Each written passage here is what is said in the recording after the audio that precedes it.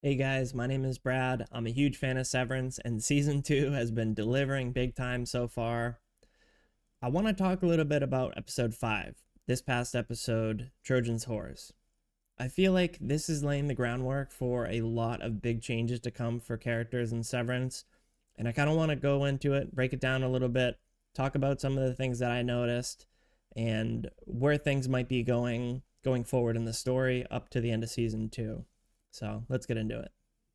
So we kick this episode off with an opening scene of a man pushing a cart into O&D. Now this is the guy that Felicia had mentioned previously as their guy that delivers to the exports hall, or the testing floor as we know it.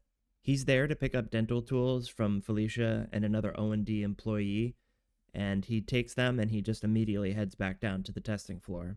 Although while he's there, the entire time he's whistling a song by Gordon Lightfoot called The Wreck of the Edmund Fitzgerald.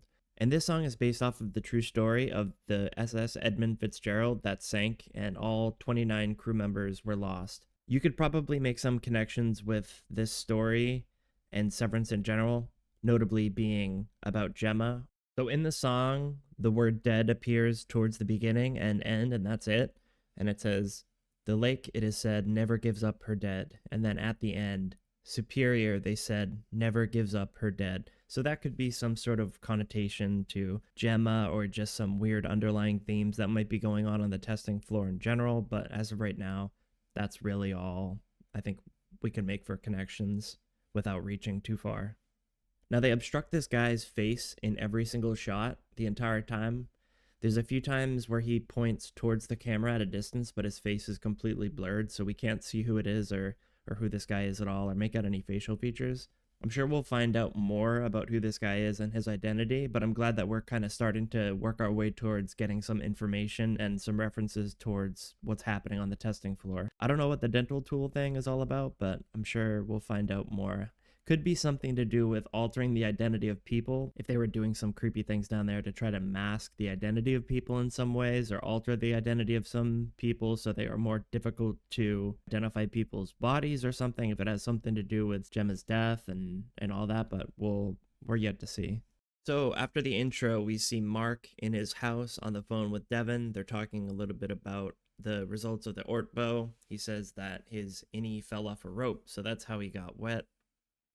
Devin asks how the burning shit into his eyeballs thing is going, and he responds saying that he can't get it to last long enough. So effectively, he's just keeping Devin in the dark about his reintegration right now and keeping it a secret from her, which makes sense because he knows how dangerous of a process this is, and he doesn't want to alarm Devin yet. During that, we get interrupted by Ragabi in his house, so he hangs up the call with Devin, and we learn that she's staying at his house to avoid any suspicion of her constantly coming and going. Also, the first cut we see is zoomed in on Mark with a bunch of supplements and medication. He's also drinking like a wellness little supplement thing, and I'm sure this is just to aid in his reintegration process to not have another PD-like situation play out here. Now, Mark is a little upset that the reintegration isn't seemingly happening right away, or he hasn't had any effects of it yet, but I imagine having reintegration come up way sooner than I thought this season, that it's much more likely to be a process that's going to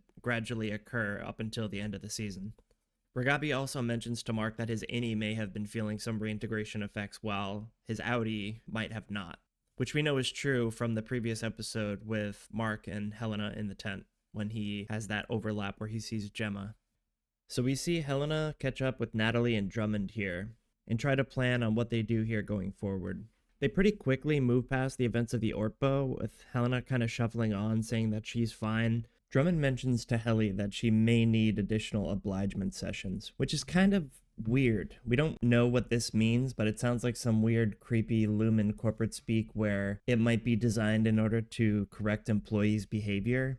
Even though she just went through this traumatic thing, they clearly have some sort of manipulation tactic in order to kind of quote unquote set Helly straight, or Helena in this regard. I initially thought that this might be something like a therapy session for Helena, but honestly with Lumon you don't really know for sure. It's probably more than likely something a bit darker than that. Drummond mentions that Mark is on 81% on Cold Harbor and that he's really close to completion. Helena knows that this means that she's going to have to return to the severed floor to assist, otherwise Mark is going to refuse to finish Cold Harbor. Helena refuses at first to go down as Helly. She calls them fucking animals because of the fact that she had 2 attempts on her life by herself as Helly, and then last episode at the end from Irv. Now this is kind of interesting to me here, this part, because Helena knows everything that's kind of going on down in MDR. She knows that the innies are planning some sort of thing to find Gemma, and that, they've obviously revolted in the past with the OTC and everything like that. So she completely understands their trapped nature down there, but she's so brainwashed by being in this Egan cult that she still holds her honor to Kier. But it also makes me wonder if she ever cracks, because deep down she knows that she isn't really enjoying the life on the outside that she has, because she really wanted to play as Helly R. And I think it's pretty clear that that was her initial thing, because she went down there after watching all of those security tapes. So it was much less a thing of her obligement to Kier and Lumon as a whole, but more for her self-interest. So she insists on going back down again as herself, but they both assure her that that's just not going to happen. They need to get back on track. They all know it's a risk, but they know that it's a risk worth taking because they have to correct the myriad of mistakes that Milchick has made since he replaced Cobell, and they know that Mark will refuse to work on Cold Harbor without Helly. Although at this point, nobody seems to know what happened besides Milchick at the ORTBO, but we'll return to this later. Although little do they know, because of that, Mark feels so disgusted and betrayed with Helly that he's on a completely different arc than we've seen him previously, at least any Mark. He's definitely giving off some outie Mark behavior in the way that he treats Helly this episode, which is completely warranted, and this definitely feels like some sort of an overlap with the reintegration.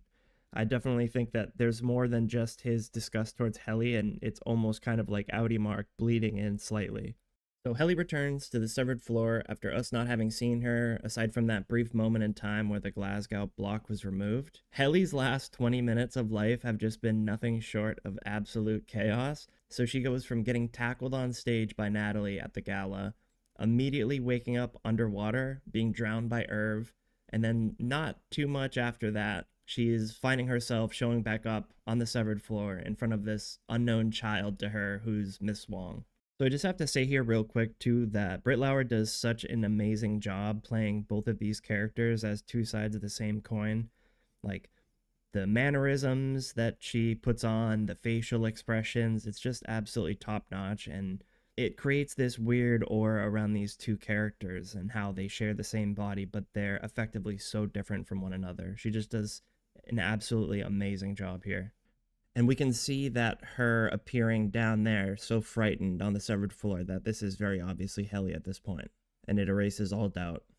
So our boy Milchick here gathers all of MDR around to explain what the hell's been going on, and it still seems like they have suspended disbelief that Irv is actually gone, which, that kind of sucks because I feel like it was obvious to them at that point that that's what they were doing, but I understand from that perspective they don't really want to believe that, or they just weren't really sure because they can't trust Lumon at this point. Helly's having some sort of like a little internal breakdown here because she's just finding out about what's been going on with Helena, and essentially her body, Helly's body, being used down there as a mole because effectively Helena is taking over. But from Helly's perspective, Helena's effectively hijacked her body and she's extremely uncomfortable about it, visually uncomfortable about it, and knowing what it's resulted in, having it be the death of Irv, and then Milchick explains his elongated cruise voyage, so to speak, which takes him a minute, but they finally get it out of him that Irv will not be coming back to the severed floor.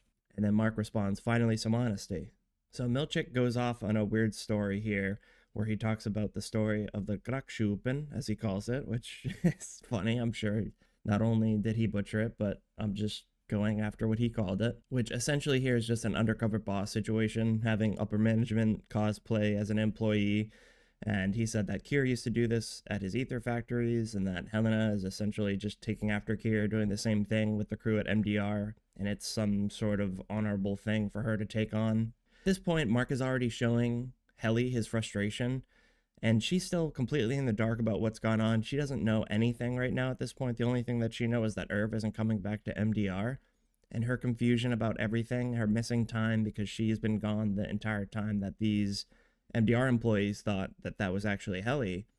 She has no idea currently what the fuck's been going on here. Although later in the episode, we get this bathroom sequence, which I absolutely love. And Mark says to Helly that he couldn't tell that it wasn't her, that it wasn't Helly. He said that Helly was like her, Helena, or that Helena was like Helly, referencing that he truly couldn't tell. And then at the end, he says, I don't know who you are, I guess, and just leaves. And she presses back and says, what happened? What's going on? And he walks out in anger and he just says, forget it. Mark's over it. He's done. He's not having it. I love this scene so much, though, because there's this cut in the scene where Helly's on the left side, Mark's in the middle, and then the reflection from the mirror on the right. Composition of this scene is just amazing, just showing how basically two sides of the same person cut together as one. Like, it's great.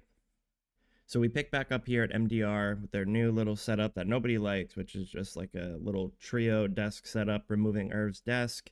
Dylan picks up an MDR crew photo with Irving very obviously photoshopped out, just kind of bizarre, rather than just keeping him there. They don't want to even have any sort of semblance of Irv around them. Milchick opens the floor and says that the ORTBO is a challenge for all of them. Dylan replies to him saying, like James Egan's daughter, Gruk Shupaning us. And I love that he repeats the word that he has no idea what it even means. And this could just be a fake thing completely from their perspective. And this is where we see Dylan finally kind of standing up for Irv after him feeling bad that he didn't have his back at the end of the last episode there. And he's so motivated by the breadcrumbs that Milchick gives him, so it's interesting to see that he's kind of not having it at this point either. Dylan tells Milchick that he wants a funeral for Irv, and by this point, if it wasn't already obvious that Irving B is not coming back on the inside here, for sure, he is definitely not coming back. But we'll get back to Irv later and his importance in the story, but we won't be seeing any Irv ever again, unfortunately.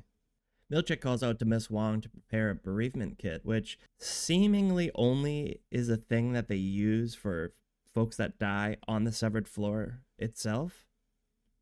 They later show us the shot of mugs that were like pre-created, like these ceramic mugs for each member of MDR, suspectingly in case they died themselves, which is kind of weird. While Milchick and Ms Huang are preparing for Irv's funeral, Milchick mentions Irv's affection index and how it was in the high 60s, which is a weird thing. Lumon probably tracks all these strange metrics for each employee just to keep higher level tabs on what they're doing and what people think of them. But this is the first we hear of anything like this, so I wonder if they extrapolate on something like this in the future and we end up finding out that there's a huge in-depth file on each severed employee individually with all these different metrics. Now we have this really odd scene that precedes the funeral here, where Ms Huang asks if she can ask Milchick a question. Then she delivers this creepy line to Milchick saying, you shouldn't let them have a funeral. It makes them feel like people. And she says people so, it's so weird. And I think at this point, it's pretty safe to say that Ms Huang probably is not severed herself. And then Milchick chirps back to her saying that wasn't a question, it was an opinion, and it was unsolicited.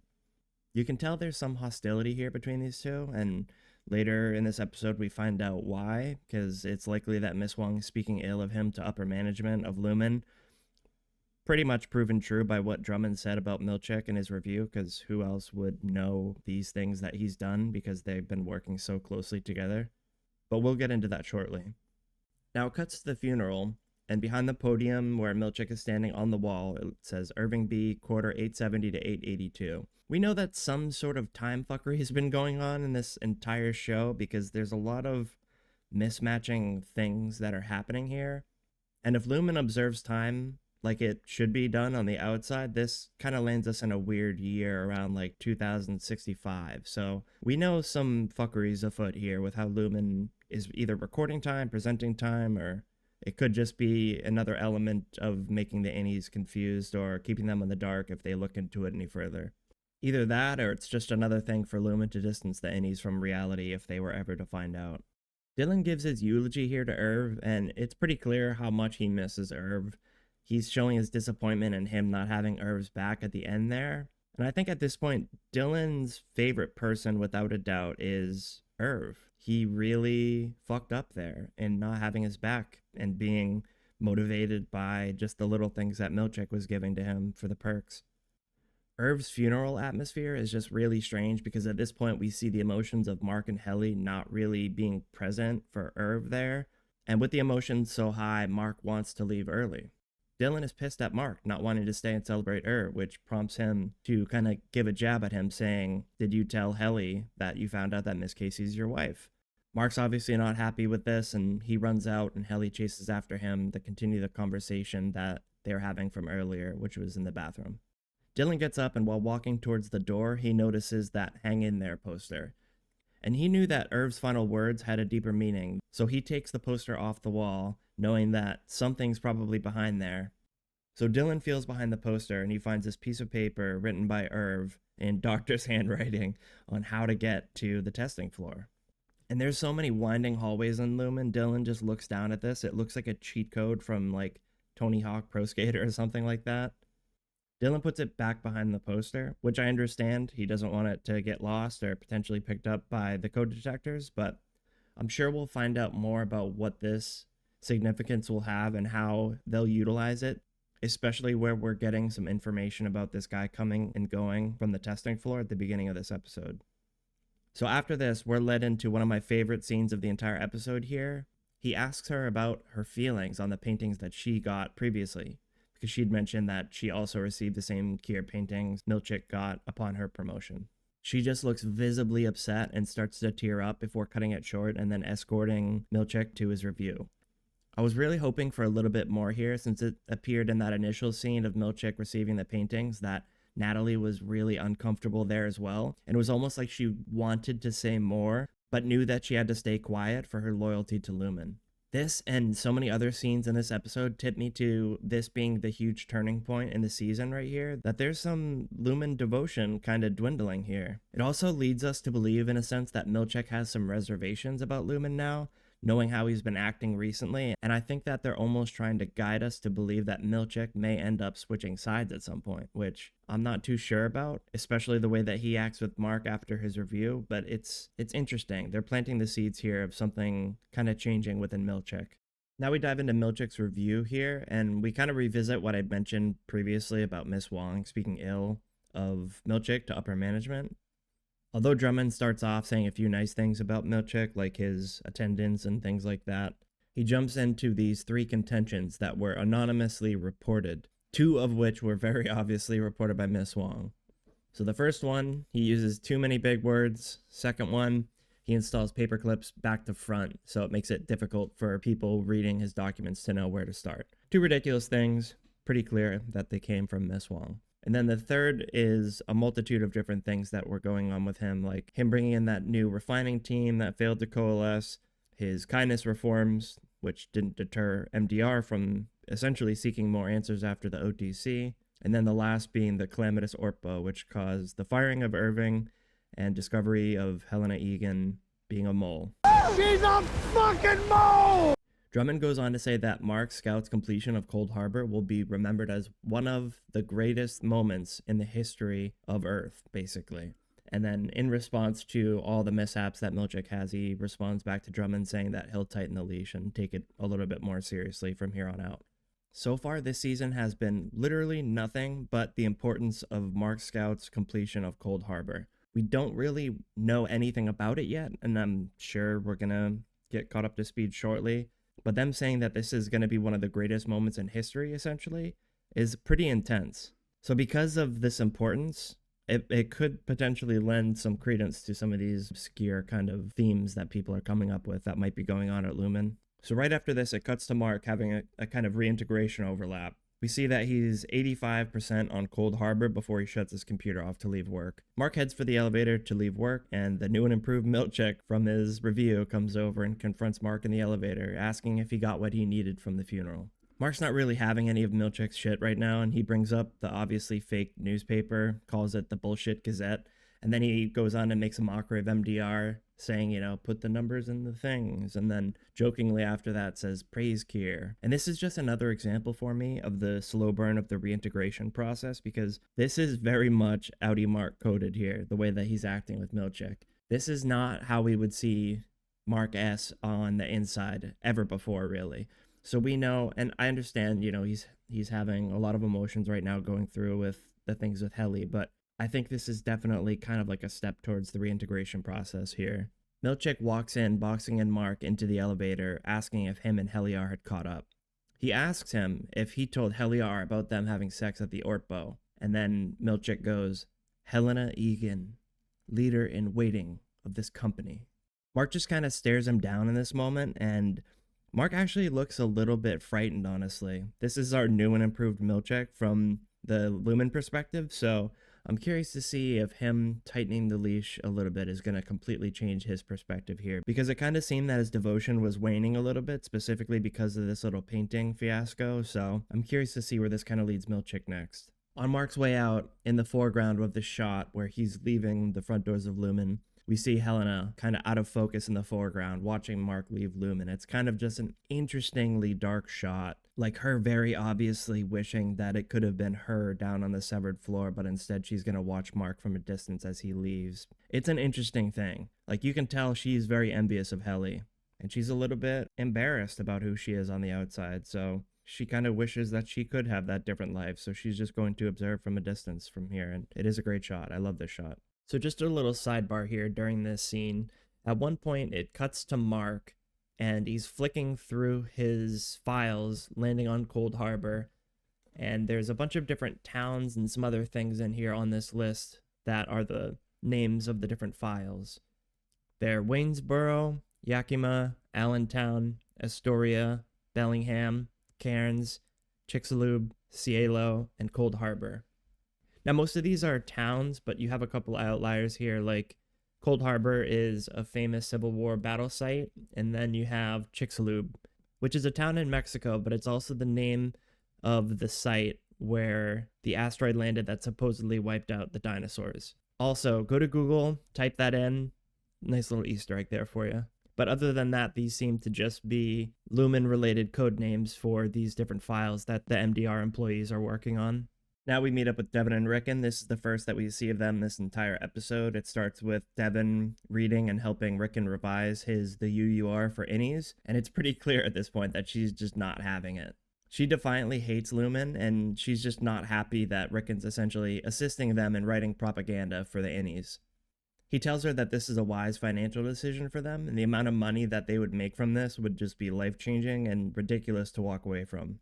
To the viewer, though, Devin knows a lot more than she's led on to Rickon, obviously, from the information that she's gotten from Mark, but she's still pissed that Rickon would get involved with such a corrupt company. I'm curious to see where this leads us, though, because it's pretty clear Devin's caught between a rock and a hard place here. She has her family's financial freedom here with this book that Rickon's rewriting for the innies, but she also knows how absolutely shit of a company that Lumon is, and she does not want him working with them. She wants nothing to do with them. I'm curious to see where this goes, though. I imagine that this little story here about the book rewrite might change a little bit as Mark gets closer and closer to reintegration, or is completely reintegrated. And then we also have that bridged across of how does he tell Devin, if he even does, because he's effectively going to be a mole on the inside. But this is one that I'm curious to see how it unravels. So this is the first time we get to see our beloved Irving be on the outside. He's taking his paintings off of his easels, presumably because he doesn't have to worry about trying to transport a message to his innie anymore.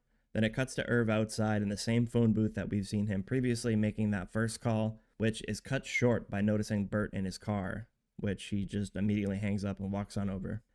And this is where we find out that Bert was not actually retiring. He said that they canned him because he was having an unsanctioned erotic entanglement with another worker on the severed floor, but they wouldn't tell him who it was. Then he said that Irv showed up at his door, so he obviously made the connection. Then Irv asks to Bert, "You think we were an item?"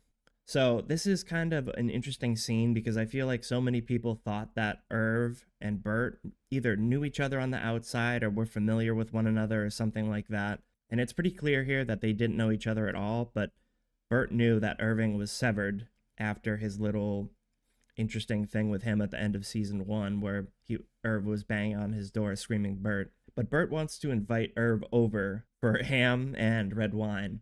There seems to be a little bit of tension in Bert's relationship after Irving was knocking on his door because Fields, Bert's husband, was uncomfortable at the thought that he might have had some sort of relationship with somebody else while he was on the severed floor. But I'm curious here, though, and I've always thought this, just, it's Christopher Walken. They're not gonna just hire him for this little role here, and I was expecting that we would see more of him in season 2, which we're now finally kind of catching up more about this, but I'm not all too sure what I should be thinking about him right now, but I definitely have my reservations. But I'm sure we'll find out more, especially at this ham dinner. Let me know what you guys think. I'm curious. Bert is an interesting character so far, and I feel like he's going to play a much bigger role in this story. So let me know what you guys think about this as well.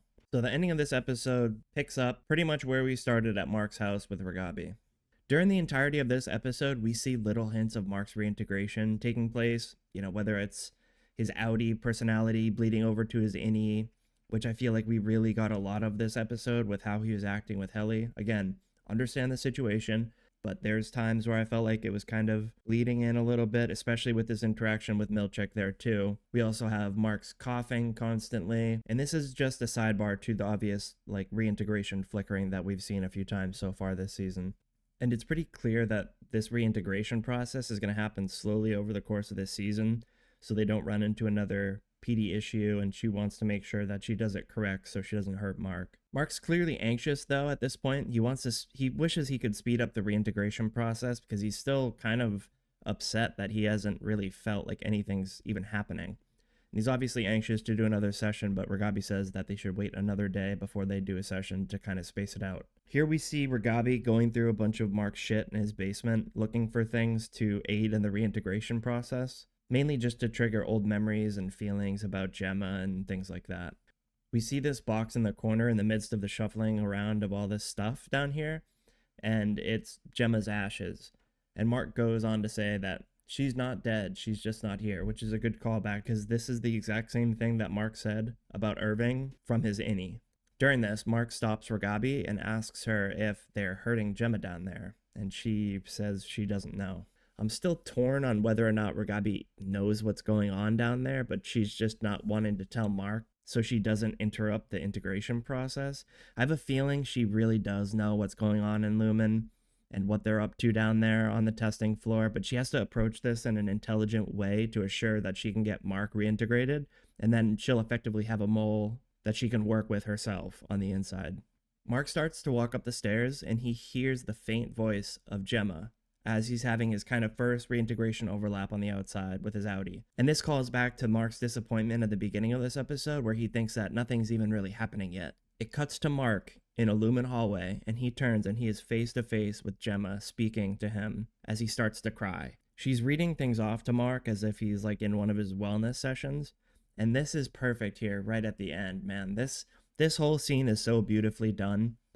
She ends with, your outie is going to, and it sharply does that little reintegration overlap back to Mark at his house, and it ends with Mark crying, which is just such a powerful scene. It is so well done, and the way that they do that little overlap flicker is just, it's so beautifully done. I love that. Then that cuts us off there, and we're left wondering what Gemma was going to say. And it's interesting because you could make a million different connections here, and that's exactly what they want us to do. We won't have a damn clue what the hell this is supposed to mean or what she's going to say. And you could theorize for days what she's trying to say here, but we really won't know, which I love that they end on that because that's just going to leave people theorizing and throwing things out all week up until next episode. And honestly, we probably won't even find out next week what she's going to say anyways. So I'm sure that's going to be much later in the season. That comes back or it gets referenced by Mark or something like that, but there's definitely something here, and it's obviously huge. It's very reminiscent to me of the way that season 1 ended with Mark running out into the living room and saying she's alive, and that is just absolute cinema. That is one of the most epic lines ever in any TV show I've ever watched. Okay, so I kind of wanted to wrap this video up just asking a few questions. So I wrote down a few different things here that we can talk about briefly, but I want to know more about what Dylan's plans are for the testing floor. And I ask that because I'm just trying to think, how can he get the team back together? Because right now, Mark and Helly have this rift between them. Helena took over, but Helly doesn't really know what's going on. She's just getting caught up to speed about Mark's wife being Gemma or Miss Casey. There's a lot of questions that she has, and I feel like it's going to take her a little bit more to get back up to speed with and regain the trust effectively of Mark. Um, I'm not really sure where this is gonna go, honestly. I feel like now that he knows where those notes are and how to get to the testing floor, he has to almost kind of completely hatch this plan of how he can make sure that the trust is there between all the MDR employees and they still have the freedom to try to kind of execute this and make something happen here, because they don't really seem capable at this point. Everybody, there's like a stake driven between the entire MDR, especially now that Irv's gone too. God bless his soul. We don't really know what's going to happen. MDR is kind of in shambles right now, and Mark's pushing through Cold Harbor. We see at the end of, before he clocks out of work, he's at 85% on Cold Harbor. So he did 4% on Cold Harbor in that episode. So time frame wise, between 85% and completion of Cold Harbor, he's really not that far off. So Mark's reintegration process, it's tough to know how fast it's going to go and how close that might be how close that might end up being between the two of them. So another question, is Milchick's devotion to Lumon waning? And between him receiving those paintings and then his talk with Natalie, and then both times she just had this like visceral reaction, and it was pretty clear that she wasn't having it, just like Milchick, but she has to uphold this kind of loyalty to Lumon with her position, because she seems like she has this integral part, especially she's in on these meetings, she talks on behalf of the board. It's interesting. Milchick kind of feels during this episode specifically, when he confronts Natalie before his performance review, that he's almost kind of leaning in the other direction a little bit. And he's losing faith kind of in Lumon. And it could just be not only just from these paintings, but just in general. We don't know the full story of Milchick yet, which I kind of hope we do get a little bit of a backstory on this character, because we don't know a whole lot about him other than that he's like this authority figure at Lumon. And also, just as a quick sidebar, it's interesting, I watched Miscellaneous Gab's video on the Lexington letter, which was great. She did a great job kind of breaking that down and talking more about that. I hadn't read it previously, but I was always interested in learning more about it. But in that letter, one of the people signed their name, I think it's Joe Milchick or something like that. So there's another Milchick out there that, you know, kind of works for this media entity, and we don't really know anything about him, what his relationship is to Milchick or anything like that, but that's something that I've been really curious about too, that I haven't really seen many people speak about. So I'm curious to see what that might mean, especially in the entire story of Milchick here too. Another question, who is Irv talking to? You know, I've seen people theorizing that it was Bert at first, but we clearly see that that's not the case, where Bert's kind of following here. Bert's following him in this second part of his second call. So it's obviously not Bert. They didn't even know who each other were, which I love that scene. That's a pretty interesting like little reveal about them not knowing each other, and then Bert getting fired for one thing, which that was pretty wild.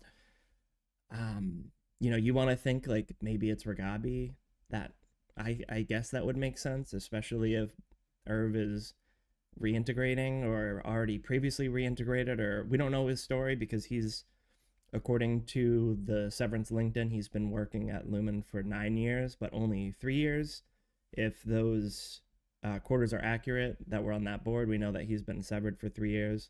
So there's 6 other years of Bert's involvement with Lumon that we don't really know anything about yet. So I'm sure we're going to find out more, especially now that we're going to be completely honed in on Irving's outie.